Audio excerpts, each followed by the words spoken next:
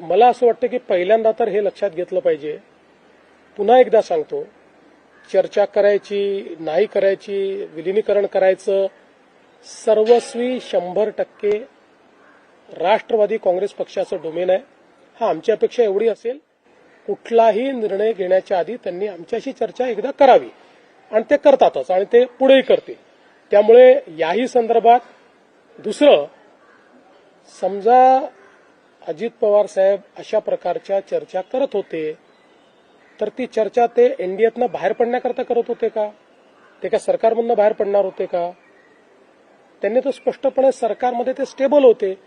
त्यामुळे रोज काहीतरी कन्फ्युजन तयार करायचं आणि मग आपली इकोसिस्टीम वापरून ते कन्फ्युजन इको करायचं, ही पद्धती अयोग्य आहे, ही योग्य नाही आहे.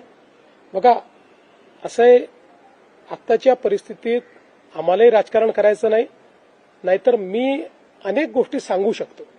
काय घडलंय, काय घडतंय, मला सगळं दिसतंय. मी सगळ्या गोष्टींचा साक्षीदार आहे आणि तुम्हाला सगळ्यांना माहिती आहे, माझे आणि अजितदादांचे जे संबंध होते त्यात जवळजवळ सगळ्या गोष्टी ते मला सांगायचे, माझ्याशी शेअर करायचे. त्यांचा दुर्दैवी मृत्यू झाला त्याच्या आदल्या दिवशी जवळपास 1 तासभर आम्ही दोघं गप्पा मारत बसलो होतो. त्यामुळे मला असं वाटतं की या बाबतीत शेवटी खालच्या स्तराचं राजकारण करणं योग्य नाही.